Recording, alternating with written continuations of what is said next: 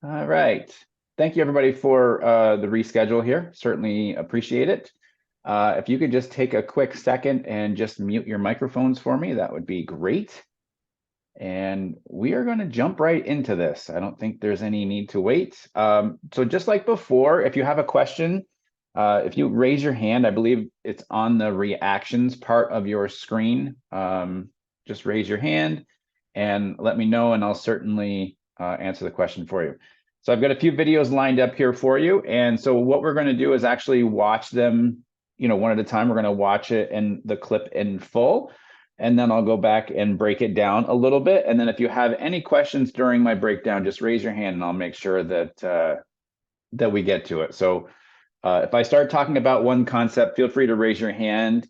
I'm not going to go through like my entire explanation and then go back and answer questions. I feel like as I'm going through that your question probably has something to do with what I'm talking about at that moment, and I don't want to lose that train of thought. So if you have something in that moment, please please share that with me. Okay. All right. So let's go here. And again, this is from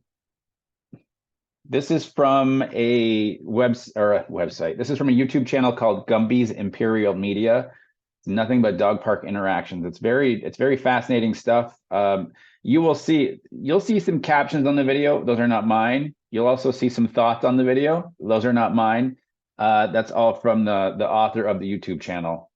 So just bear with, because what I say may not 100% line up with what that person is saying. So no big deal, though. I'll show you here. All right, share sound. And actually, before I do this, one last thing. Can you guys raise your hand just so I can make sure that everybody can hear me, can understand me, and that it's all working on your end so that, perfect. Thank you, Hannah.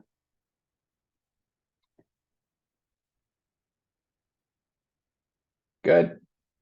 Thank you, Dinah or Dina.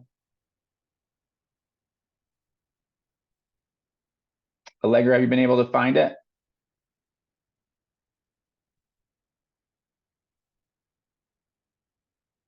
You can also chat. You could ask your question in the chat too, if that works easier for you as well. So, okay. All right, here we go. So the first video here, you're going to see it's a little overwhelming for the one dog. So we're going to watch it here. I think this is really good too, because when it comes to dogs playing, we have to understand exactly what's going on.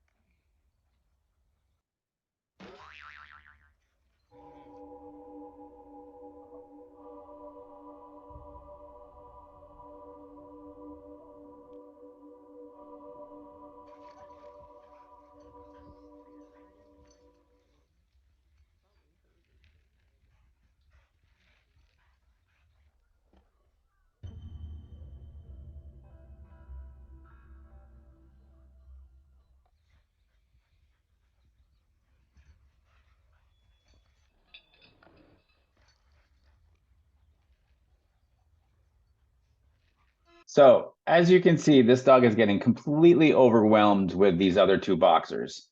This, the unfortunate part about this too, is that what happens is this can actually create, this can create an aggressive dog if this is done enough, which nobody wants this to be created whatsoever. So I'm gonna turn this down a little bit. So even in this moment here, there are so many subtleties to what this the gray and white pit bull is doing. just like even these nose, not even punches, like these nose touches of get away from me, get away from me. These two boxers also, you'll notice that they tend to like surround where there's one on each side, which is even more overwhelming to this process too. It can, this is the stuff that get, um, I don't know how to explain it other than overwhelming, because it can get stressful. I guess that's the word I'm looking for. It can get stressful for this pit bull like this. After a while, if this kept happening to this dog, even if it wasn't these two boxers, even if it was more boxers or more dogs, at some point, depending on the personality of this pit bull, it could just cut loose and just be like, I'm sick of this stuff. I'm sick of how this is happening. I'm sick of getting picked on. And what's going to happen is this dog's going to start pushing back, and probably not in a good way. So as we go through here, the video, one thing I want you to notice, when this guy reaches down, you'll actually see the boxer kind of touch his hand. And then when this guy touches the pit bull's ear, you'll see the pit bull turns quickly too, because in my estimation, this pit bull thinks that this hand is yet another dog that's overwhelming. So watch the reaction to his hand here when he puts it down and pets this dog's ear. Right there. See how quick that action was? It's so fast because the dog is so hyper stimulated that it just doesn't know, because it feels like it's got things coming in all these different directions. This is that overwhelming type feel to it. Now you also notice like this dog has sat down, so he or she is not running, and so that's going to lower the intensity of the boxers. But as soon as she starts to run, this is when the game of chase starts to happen. And this is what's going to intensify everything too. See, the quicker she moves, and by the way, this isn't the internet connection. This is them doing their freeze frame stuff with the video. But look at how much they chase after her now. And so she just rolled herself over. So right here, this is her trying to explain to them that I mean no harm. I'm as submissive as can be. I will give you my belly. Just please let me be. I mean, think about this in a social setting. If you go to a social gathering or a friend's house and a barbecue, and no matter where you go, somebody is literally at your hip that is not family and not somebody you know. I mean, think about what we would do, right? Like we'd probably start to get our hands involved. We'd probably start to speak, that kind of thing. Unfortunately, this dog, this pit bull, doesn't have the confidence in her to actually truly stand up for herself. So somewhere there are two owners, the owners of the pit bull and then the owners of the boxers, that are not advocating for either. So the boxers, this is too much. They should have had their energy drained before they came to the dog park, as well as the pit bull. And then there's nobody sticking up for the pit bull, and there's nobody creating rules and boundaries for the boxers. So this is why you get this overwhelming interaction. This is also why I don't normally, when I was doing daycare, we wouldn't allow 3 dogs to play together. Somebody is getting outnumbered. That's all there is to it. So you'll see the intensity goes down, especially because, you know what I just noticed too? I didn't notice this before because I've watched these a few times. Look at the difference in the height of the tails of the boxers, or I should say nubs. You see, so this boxer's tail is right straight up, very stimulated. This one's more straight back. So I'm guessing this is probably more of the adolescent boxer. This is an adult boxer, and that this is probably, the adolescent's obviously learning from the older one. So it's just gonna, the cycle is gonna continue in this type of a situation. And so if you listen carefully, and I don't know if you can hear it, and if you can't, it's super subtle. Somebody whistles. It sounds like a female voice whistles and maybe says, "Come here" or something. I don't know if that's the pit bull's owner, but I think they're trying to get some sort of movement. If it is in a situation like this, it's going to be one of the worst things that you can do, because you're actually asking her during a time of stress to get up and run when she knows if she runs, she's going to get chased. And we all know what's going to happen in this situation when she starts running. See the quick movement? See, now we're chasing her again. And that's a big like shoulder block from that younger boxer too. See, she still doesn't know what else to do. And even this situation, so this has brought in this gray pit bull mix of some sort, and then also this husky. So now she's got 4 dogs surrounding her. So you see how this is the snowball effect of what can happen here. And if you have any questions at any time, just raise your hand or chat in the question. There. You see this quick movement here? Right there. See how much that actually affected the big dog? Like if she knew if she did that with confidence, she could actually start to create some space. But she doesn't. Like you see her ears and her posture. Also, this is a little subtle here, but when dogs tend to have this curve in their back, this usually is a signal of, it's almost like it can be like a standing fetal position. They'll curl their back, they will curl their back, make themselves look smaller. And then, so that is the communication to other dogs like, hey, I'm no threat. I don't mean any harm during this interaction. So this dog has been saying the entire time.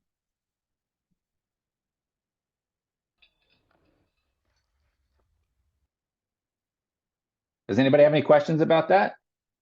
I thought it was pretty good just because we tend to bring our dogs to maybe play dates or dog parks or those types of situations that they can really get overwhelmed easily. And when a dog gets overwhelmed easily, we don't want them to go down that road of having to respond. So here's this is the concept ultimately. So dogs are born, in my opinion, neutral to whoever they are. This is their temperament, their DNA, their instincts. Some dogs that are scared or nervous, that pendulum kind of swings back a little bit. And so what happens is the dogs that are on the nervous, skittish, scared side, when they start to get pestered a lot and they realize they can't go any further back, now further back mentally, but also maybe because of a leash, a fence, a wall, whatever the case may be, a bench, because they can't go back anymore, they're going to start to assert themselves and start to go forward. But oftentimes they don't stop in the neutral position. They start going here. So now we're starting to get into the snapping, the lunging, the growling, because what happens is this starts to create space from the things that used to bother them, whether it's people or dogs. And so as that pendulum swings forward, they start to assert themselves because they're now finally getting what they wanted, which was just space. That's it. And so when they get space, they feel better about themselves. And so that becomes the pattern. So like I said, it could be the 2 boxers here in this situation.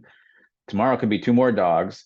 Tomorrow could be 2 more dogs. And by the end of the week, it could be some random dog that walks in that comes over and says, hey, and then gets its head chewed off, not literally, from a pit bull like this, because that dog's had so many other dogs in its space that it's just going to react and just push everything and everybody away over time. So this is the downfall of dog parks. But if people understood the whole, like, you can't play 2 at a time on top of another dog and overwhelm it, especially the power breeds, the breeds that are going to be super strong, because we don't want them to start to learn how to use muscle. These boxers are already starting to chest bump the other dogs, so it can be an ugly situation in the future. So we want to be on the preventative side and not on the reactive side. So it's a big deal. So no questions, we're good. Okay, I see your thumb, Hannah, so you got it, which is good. Do you have a question? If you do, you can unmute No yourself. questions. No question? Good. Did you like Yeah, this? I did. I'm definitely like, if I had my screen on, which I don't want to do, but I'd be head nodding. There's a lot of Okay. head nodding. I can just give the like thumbs up reaction if it all makes sense, if that works for you. Yeah, for sure, for sure. And you Okay, certainly don't need to turn on the screen. So no, not at all. Just certainly put your thumbs up or the hand up if you have a question or anything like that. right on. Good, cool. All right, so let's go to the next one. And like I said, these are all, this is, if you look down here on the left, this is the YouTube channel here where I get this stuff from. Make this big. So there's a reason I picked this one, and I'm going to explain it after you watch it. It's about a minute long.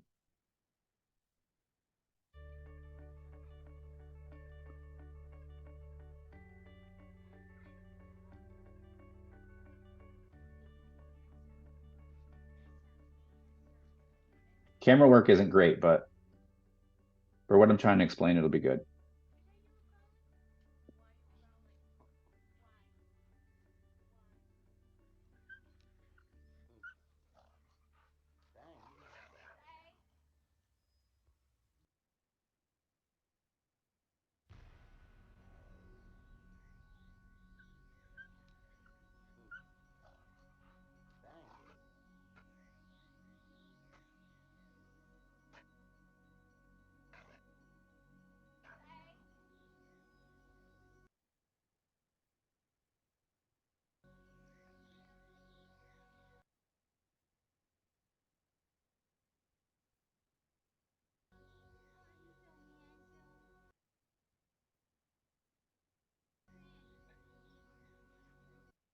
Okay, so I want to explain something to everybody because I want you to understand the concept of personal space, not the dog's, yours. So what happens is the personal space is considered a resource, just like food, water, toys, the stick that the dog picks up, the random ball that it picks up, right? Whatever that dog deems valuable, and it's up to the dog what's valuable. Whatever the dog deems valuable becomes a resource. If we as the owners don't control that resource, the dogs will consider it theirs. So let's look at your personal space for an example. So let's say your dog comes over into your personal space whenever it wants to. And we as dog owners, what do we do when they come over? We just unconsciously just start petting them and we don't even think about it. In the dog's brain, they go, if I come over, if I get next to my human, I get petted, I get that reward, I get that reinforcement for doing it. Okay. So for some dogs, happy-go-lucky, Rin Tin Tin Lassie, who knows? They can handle it. It doesn't become a thing. Everything's happy-go-lucky, rainbows and butterflies. For other dogs like this one, and I'll explain it even more in a second. For other dogs like this one, the humans and the human space is valuable and they feel like they are in control of it. Okay. So as we watch this minute long video, as watching this, the answer literally came at the end. And I'll explain it as we get to that point in the video. The answer came at the end, but meaning there were pieces of the puzzle ahead of the time, and at the end, it all just kind of came together. So I'll explain that to you.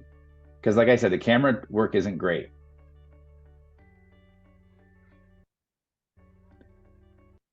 Okay, so think of it again, personal space. So this lady here, this is her black and tan dog, right? We have our pitty mix of some sort there. And so she's petting. You can see the eye contact and this is not wrong, by the way. So we see that the hair is starting to stand up on his back. There's a little bit down here on his lower back by his hips, and then also up on his tail. So if you can also see where he actually wants to go, you can see the direction of his paws.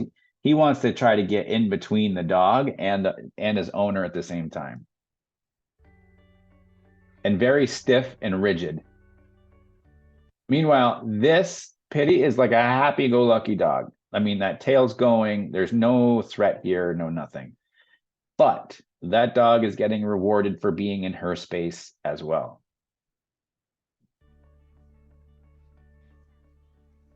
So we don't see a lot of what goes on here. I think yeah. And choke chains at a dog park, never, please. And so she's even saying, why are you growling? And the black and tan's trying to say, like, look, because I don't want other dogs in your space. That's all there is to it. So as this dog comes back in with a little bit of a vengeance. The interesting part about this video too is they have their little scuffle, right? You can see the hair up on the base of the pitty's back, and then there's a little tuft up on the tail. You can see this black and tan's got some really big ears going on up here. The hackles up on his back as well. Now, I certainly don't ever condone hitting a dog, but one thing I want you to watch, and it may be hard, and if it is, I apologize. It makes you feel a little uncomfortable. This is a pattern this black and tan dog has gone through, because he knew immediately when she came over what was going on. Patterns speak volumes. Watch the ears change there. Like, this is something that's happened many, many a times. And so now he's gone into that position where he's trying to make himself look very, very small, tails down, ears back, like, and then this affects obviously trust in the relationship with his owner. So you look at it from the dog's point of view, he's actually getting corrected for something that he got rewarded for. Meaning, he got rewarded for constantly getting into her space because she was petting him. And then the one time he's telling a dog not to get into that space because that space is his, she's now addressing him for as unwanted behavior. So that's what can create confusion. That also can create anxiety when you both reward and correct a dog for the exact same thing.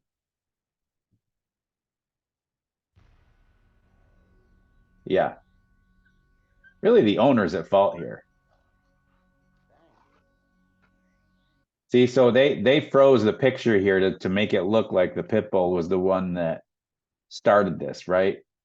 This couldn't be further from the truth.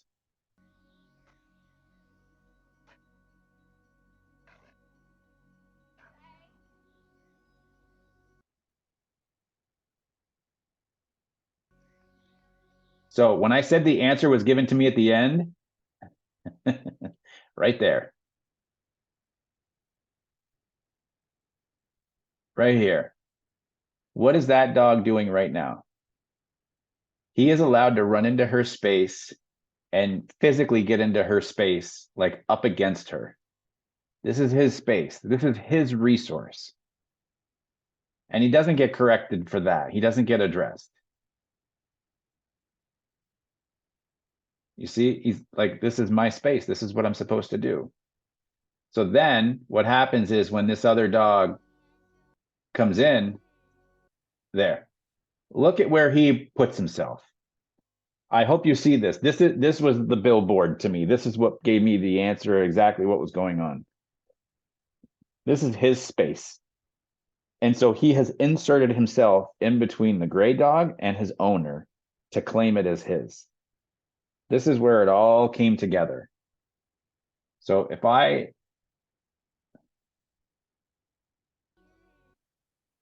see this lip lick here too, super subtle. You see his tongue kind of sticking out. This is him processing this situation. And this tail is sky high compared to this one is a little straighter out from the body. So this is a very, very tense, confused dog that owns his owner's personal space. So this was the money shot, literally, that gave away the previous 60 seconds of this video. It's interesting too. I don't know if I can stop it at the right time.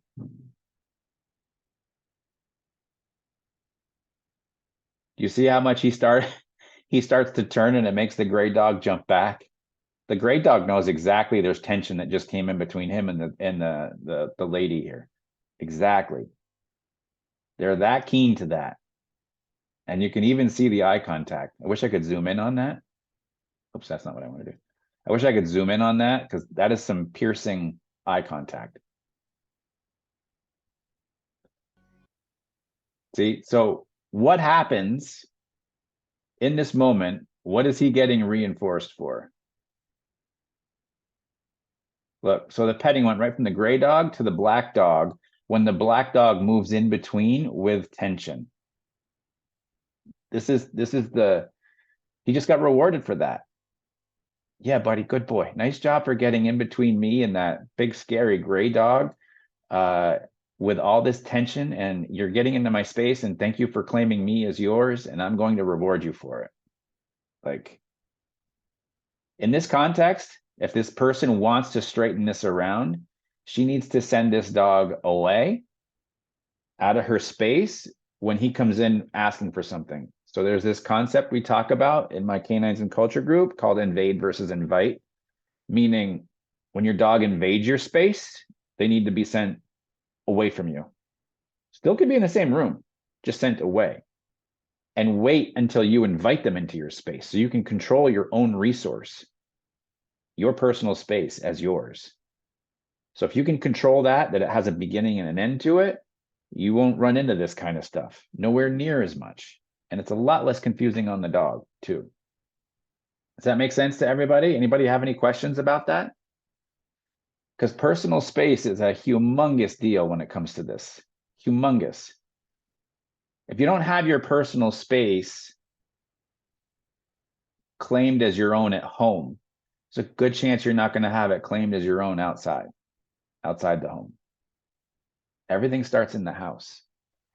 That's all there is to it. If we don't have it started in the house, how would we have it out in public? Right? I mean, we have rules. Eating at a dining room table, eating dinner at a table, there's rules to it, so that when we go out and go with our friends or something, then we're going to act appropriately. Kind of crazy, but I hope you could see that. That was like crystal clear. Yeah. Yeah, don't ever do this to a dog park. The whole choke chain and collar thing. Not like that. Okay, 2 down. You guys are quiet today. All right, so the next one. So this is a little bit longer. It's like 2 minutes, 14 seconds or somewhere in there. We got this little basset hound and this husky mix of some sort. We'll watch this happen for a little bit.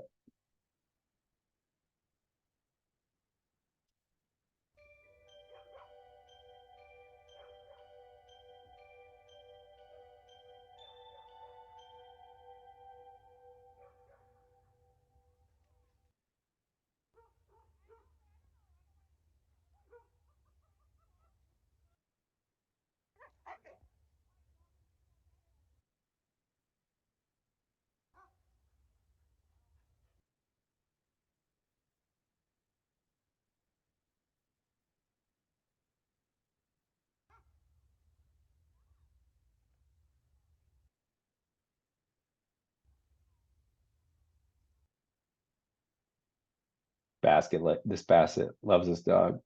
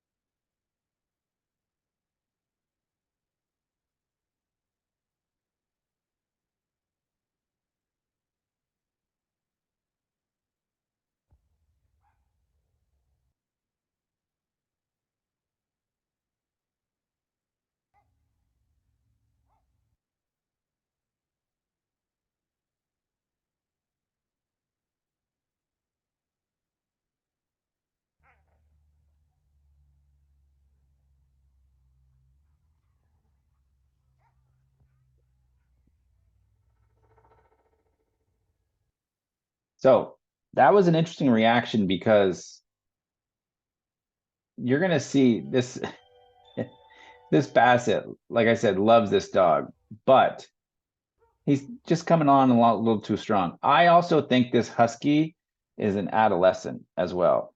I'm noticing there's an intact dog in each of these videos. The basset in this one, the black dog and the younger boxer.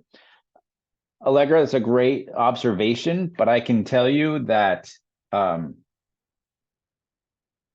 it may be just a small piece of the puzzle here, but it's not like the blanket reason. And I don't think you meant that when I didn't take it that way, by the way. Because there's plenty of intact males and females that can get along totally fine. So this is to more of the rules and boundaries of what the owners are not aware of when it comes to body language and such. But great awareness, great awareness. Yeah, they're from the US. Yeah, because I've messaged with the guy. I almost think it's California. Yeah. So this Basset is very forward, right? Like very forward. And that's why I think this is an adolescent there. So we got a nice little correction there. Like, get off me, which was good and appropriate, very appropriate. But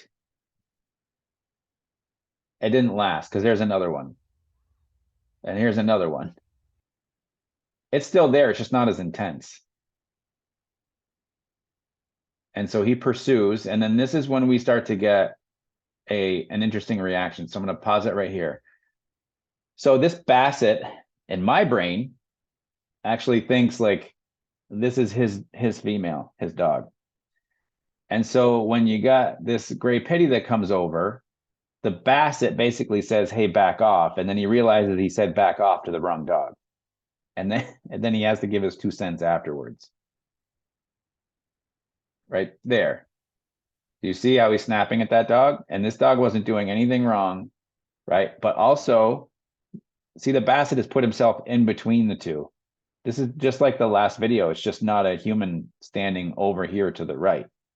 This is just another dog. So it's the same context, but different being.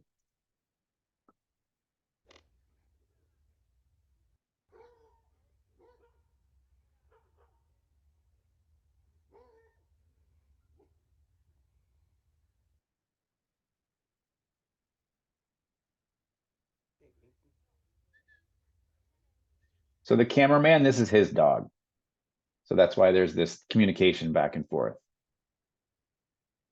And that's his release of that tension that just happened with that little bit of conflict. That's how he's letting go of it, and he can play and have fun.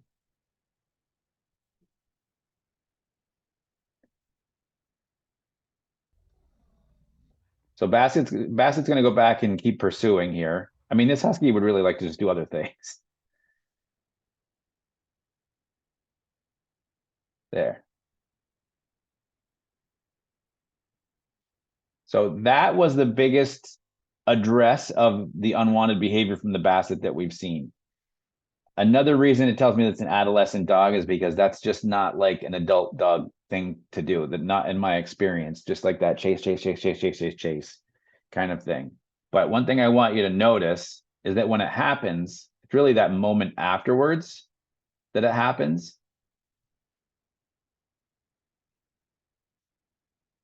Right here. So in this moment, you're actually going to see the Basset kind of stand up and then take a step back, almost giving space to that dog.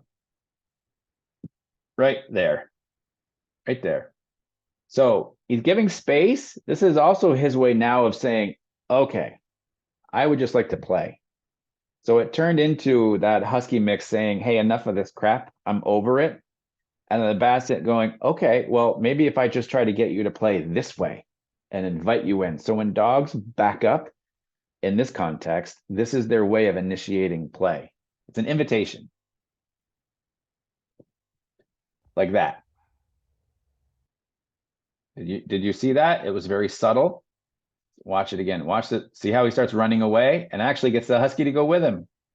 So he's gone from constantly like following and bumping and trying to climb onto her to actually backing up. And now he's seeing that this actually works.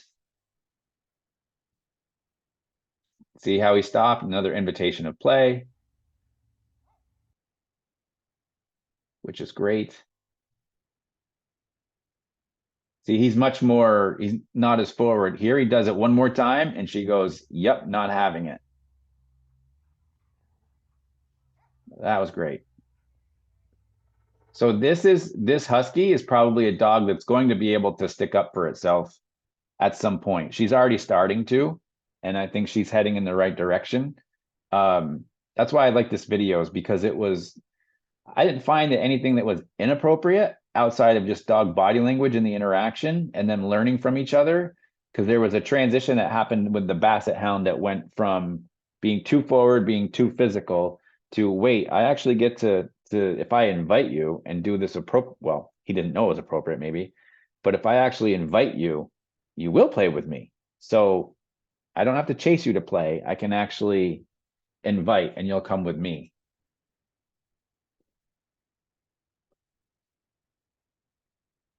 See, that was subtle in that moment there, or the Basset got more towards right there, more towards her thigh, and it there. That was good. So this is follow through. I want you to see this. I know I keep going back here, so, but it's important.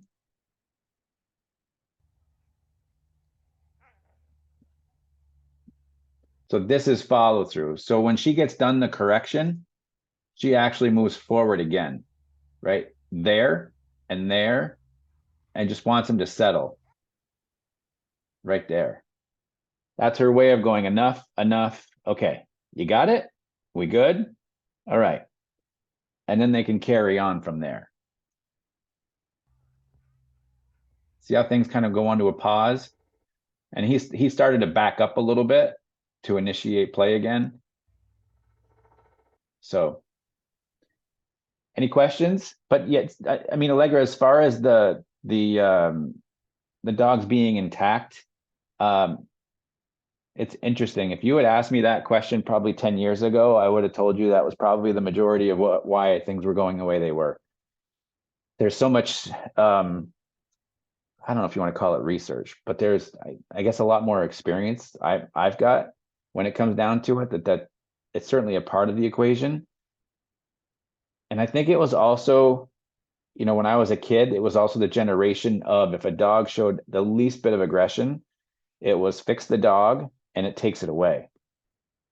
Again, part of the equation, but not the entire puzzle, to make it so that it just goes away. And oftentimes I think too, is that probably back in the day, it did help a little bit. It maybe took the edge off, right? I mean, male dogs, they want to do their thing. And so when they don't have that ability, or they don't have that instinctual drive, then it takes a little bit of the edge off. And then I think over time, it just turned into the quick fix, where if we just get the dog spayed or neutered, everything is fine. We don't have to worry about that stuff anymore. So it can be a very gray area. But I'll tell you that the trainers that I know that have been overseas in Europe and different cultures and in countries, and it's rare to find a dog not intact, just because that's their culture of not having to fix dogs. I don't want to say they don't blame it on that, but it's not. Dogs are grown up in a more of an environment where they're out a lot more within the community than they are not. And I think this country is getting that way too, because there's more dogs out now than there ever has been. So, and I think vets, as far as their research and knowledge too, are learning more about fixing dogs and waiting to fix them for the right age. So true. I noticed that in Europe, the dogs are mostly intact, incredibly balanced. Underdeveloped countries too. Yeah, kind of interesting, right? The way that works out. How or when you would recommend owners to step in during interactions like this? Great question. So if I'm the Bassett's owner, let's look at this from two different situations.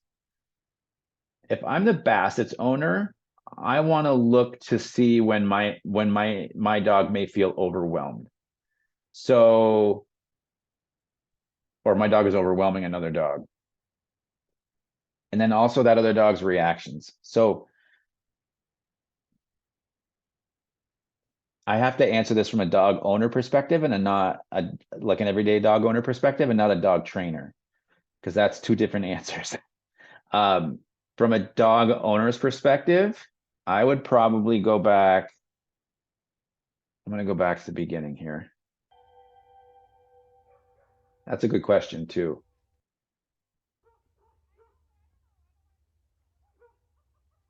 So here I can already see what his intentions are. Like that's twice.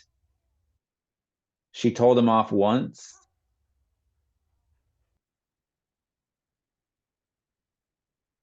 Sniffing's okay.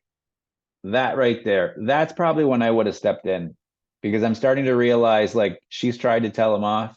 He kind of got it last time, but he's moving in. And so how I would address it is this. Put him on leash and I'd have him over there. So let's say that that interaction just happened. I would go put him on leash and then I would let him be back near her again. Okay. So watch. And then when he does, still okay. So I would follow him on leash right now. I'd be going with him. So maybe a long leash, no retractables in this type of a setting. Right there, I take the leash, we walk away. I want him to know like the thing that you want the most right now, which is the husky mix of some sort, is this. You are not allowed to do this. So we're going to go probably 20 yards away. We're going to chill for a second, and then we're going to come back. And I'll let you keep playing. It doesn't look, just because you do this doesn't mean that I'm saying this to the dog, of course. Just because you do this doesn't mean that we have to leave the place because you're also here to learn what's happening. Okay. So we know what happens here. So let's say I take him away 20 yards, give him 30 seconds or so. And then let's say I bring him back in and we're at this point, just the following. And again, I'm following him on leash, doing the best that I can. And so right there, because she's telling him off too. So right here, I take him and we walk away. So every time he does something wrong, I want him to understand that there's actually a rule to it that I take you away. So we have to be willing to repeat this in order for him to understand, man, if I do something that I'm not supposed to, I get taken away. So maybe I should not do that. Maybe I should try to figure out something else to do, which in actuality is what the Husky's doing here too. Because that one meant a little bit more than all the others. So I would probably drop the leash at this point.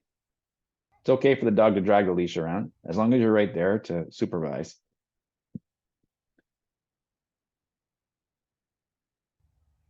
Right there too. That's the next time. Grab the leash, we walk away. So this is what we want to do during this whole process is that we have to teach the dog that there are repercussions to what's going on. Because if we don't teach those rules and boundaries, then there's no way for us to communicate to the dog like this is what we want, this is what we don't want, this is what we want, this is what we don't want.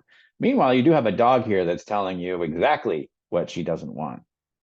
And then it's going, hey, okay, well, if that's the case, then the Basset Hound figures out how to play and then goes along from there. So, which is good, which is very good. And good question too, Allegra. Good question. Welcome, John. We're just we just finished up our third video and we're heading into our fourth right now. And just so you know, I have 4 videos for today. So if you have questions about any of the previous ones that you need me to go back to, I certainly can. So does that make sense to you guys? This is a good one because I mean they're all good, but this is just sometimes dogs can be a little pushy, you know, and the Basset Hound was a little pushy, and then she started to push back and taught him, which I thought was very good. So, all right, this last one is probably one of my favorites. This one is on the longer side. It's about 3 minutes, so it's pretty good. We'll watch this one. Put this back up. It's a pointer and I don't know what this other dog, a mix of some sort. The tan and white one and the pointer are kind of the stars of this video.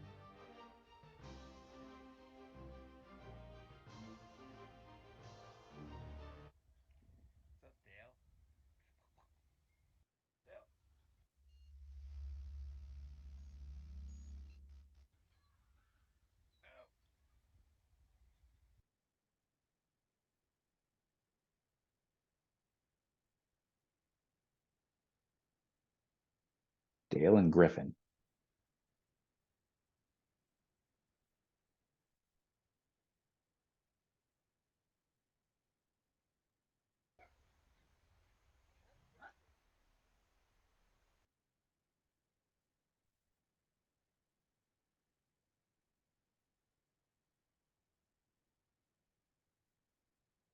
That terrier's just digging away, loving life.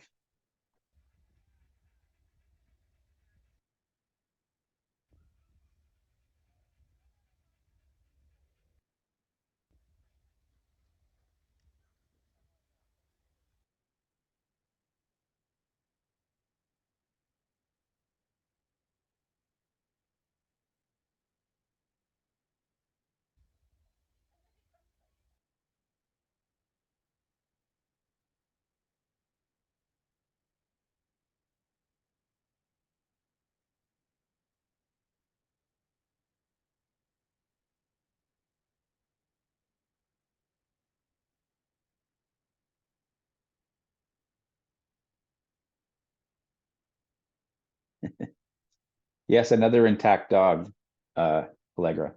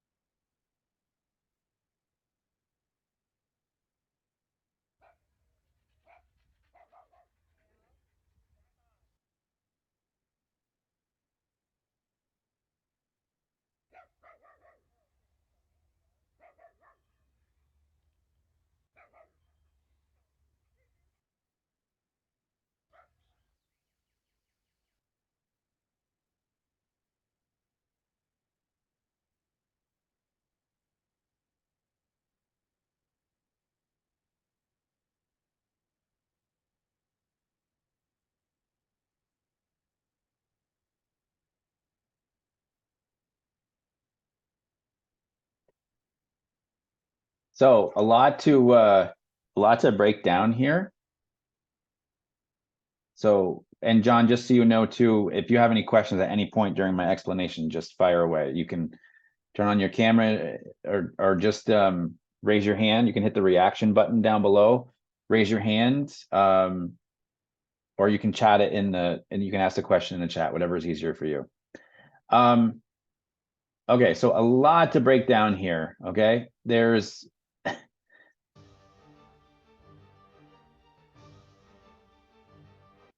I will tell you that the pointer has one thing on his mind. And to me, my interpretation is that he just wants to mount this other dog.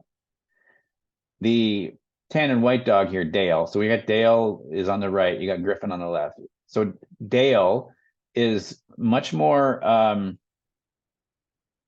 he's rigid, he's confident, and you have a very energetic pointer here.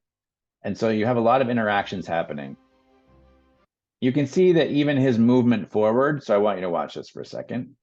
What happens is Dale moves forward, which moves the pointer back, which then makes Dale understand like now he can actually influence and I don't want to say control, but at least create what he wants to create during this interaction. So I got to go back a little bit further. Bear with me. Yeah. So watch the pointer back up right there and there. Yeah. And then move away. Dale looks like a beast. Handsome guy.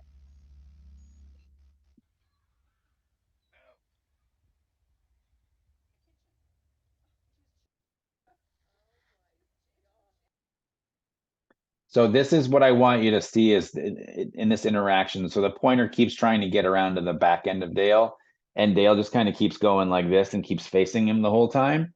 And then of course Griffin is actually moving his butt around because he doesn't want to be sniffed at all. So you kind of have two dogs that are, and neither one's going, no, you're not sniffing me. That's where it can get just fun to watch.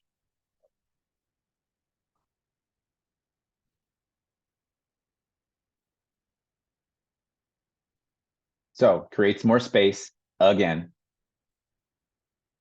And the terriers are in their element, just digging holes looking for stuff, which is great. They're happy.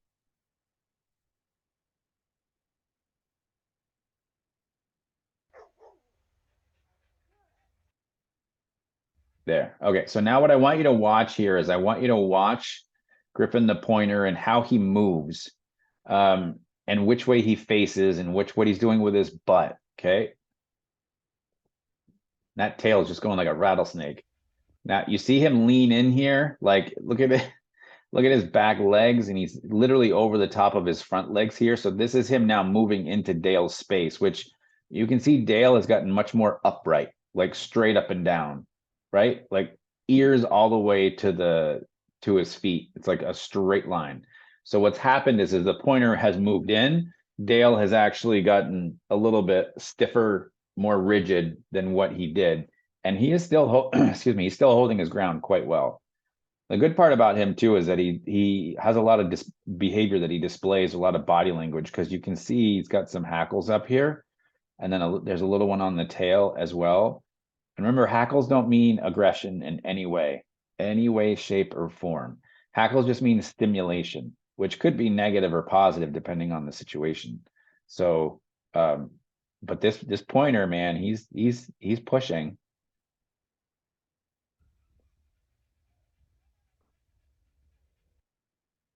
So let me explain something to you. So they're nose to nose, okay? And so what happens is I have a little Frenchy helper here. So here's the thing. So what happens is Griffin's moving in. So if he moves to the left, Dale's turning to in that direction. If he moves the other way, Dale's turning in this direction. So what happens is Griffin starts to figure out that this way, this doorway into him is basically closed. So then what happens is Griffin tries to go around to the side, which doesn't work because basically Dale's saying that's closed too. Chases him off again. A little more intensity at that one, right? He's following him a little further than what he did.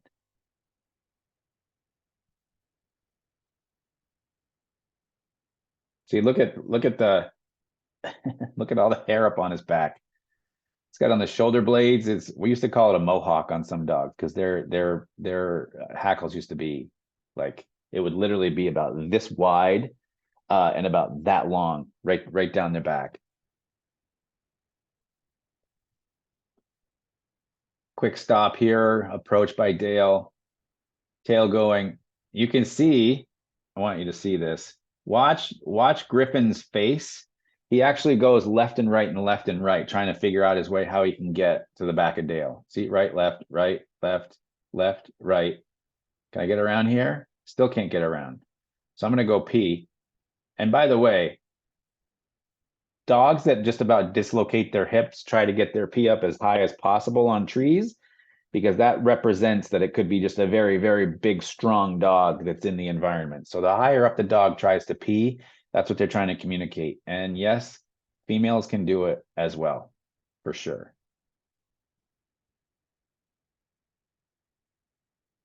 See, he's still trying to get around behind Dale. It's not happening. See, as he like they're almost in the shape of a T right now. So he's tried to move around and tried to move around. So he swings. So Griffin swings his butt around while Dale turns and looks at him.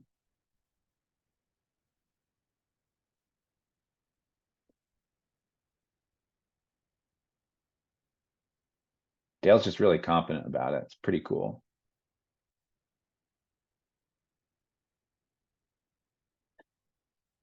Griffin's literally walking sideways around this dog.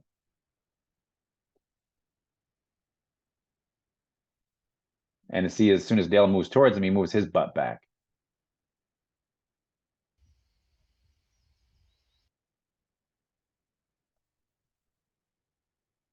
Okay, so this is, if you remember when I first played this, there was a little bit of an interaction here.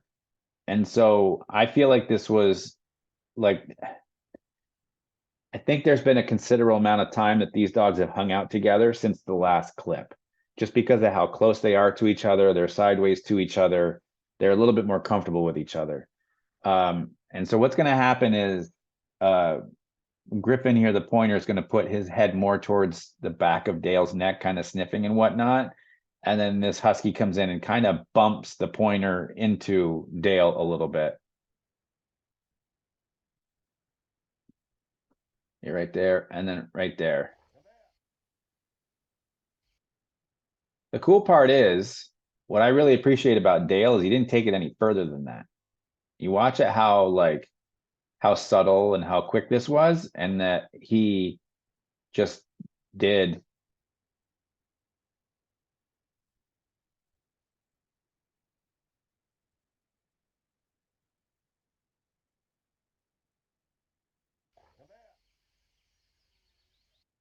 So just once. That's what I can appreciate about him, is he did it just once. Now Griffin the pointer shakes off all this tension that just happened.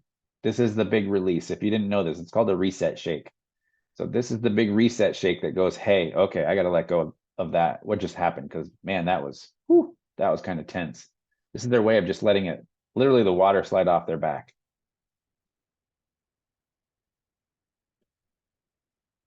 So this doesn't have to do with the pointer, this has to do with the golden.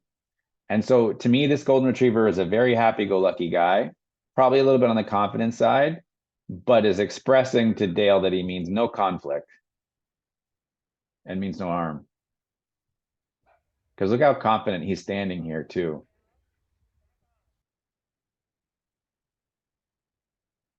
So immediately when this big husky comes in, this is now the priority to Dale, is this husky. And you'll actually see Dale go back and forth a couple of times. So right now he goes to the husky to get a sniff. Back to the golden, back to the husky. Still at the husky. Husky goes away. And then we end up back at, that's a different husky, but back at the golden again. So just because that golden's tail is doing this doesn't mean happy. So the wagging tail can mean happy, sad, excited, afraid, skittish, nervous, or fighting. We have to look at the context of what's happening. And so to me, my interpretation is like this golden is just standing here confident, happy-go-lucky, but just doesn't want any conflict. Just like, whatever, dude, I hear you. I know you're standing there stiff. I mean, look at the literal mohawk going down his back here now. So because you'll see the golden will just walk away. So he tries to give him a little eye contact just to be like, hey, I got nothing for you. And he goes, if you're not going to do anything, then I'm just going to walk away. And that's it. So pretty cool interaction here. Do any of you have any questions about that with Dale and with Griffin? I like it just because of the length. Why do you think Dale was turning away there? Turning away from the golden, Allegra, is that what you mean? Yeah, just that in that last interaction, yeah, right there, that his Yeah. nose tipped out to the right. Yeah. Well, we have the wonderful ability to rewind, so I think this was before the husky. Yeah, let me get by that.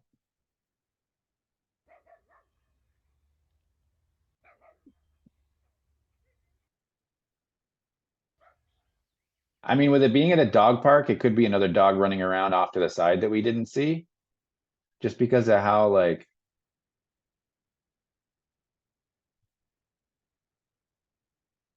you know, what's interesting too, and that was a great catch on your part. What's interesting too is I'm watching just his head right now, just Dale's head back and forth. And so when the golden looks at him, yeah, he didn't really like look back. Honestly, I would have called that a stalemate. It's just like they just did their thing. They both stood there. They're like, are you gonna do anything? No. Are you gonna do anything? No. Are we cool? I think. I'm not sure. We could be. And okay, I'm just gonna walk away. Okay. Yeah, I was That's just thinking that, like, how did two confident dogs get out? And that's how. yeah, because I think to me the golden is just, and this is what I mean. I think the happy-go-lucky part of the golden was like, okay, probably brought some lightness was the first word that came to my head, but it's not the right word. Probably some more of the joyful energy where it's just like, okay, I'm not here to do anything or to test your boundary or to push you at all. Like I'm just here to just hang out, you know? Just kind of brought some air to the tension in the air, possibly something like that.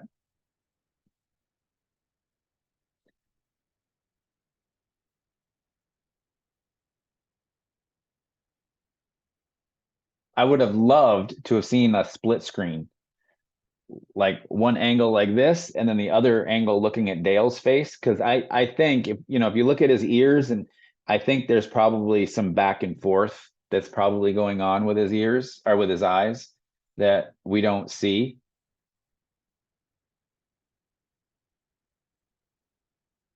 Golden's pretty confident. Like, what's up, dude? We cool?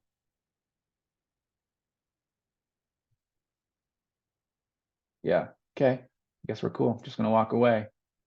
Yeah. Pretty neat when it goes down like that, right? Where it doesn't actually turn into something where they can actually just hang out together. Nothing happens, but they're totally having a conversation. Uh, yeah.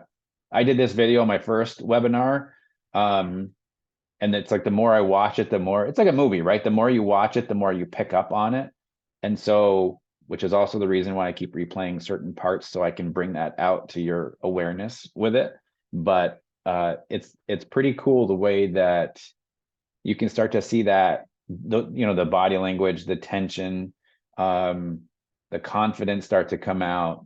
I mean, it's super subtle. I don't know if I can find it back in the beginning with Dale and with Griffin. Yeah, maybe it was in here. But just Dale moving Griffin back a little bit. See, like that step forward. See, that was super subtle. Super subtle. Like you'll see Dale take a step towards him here. Right? Right?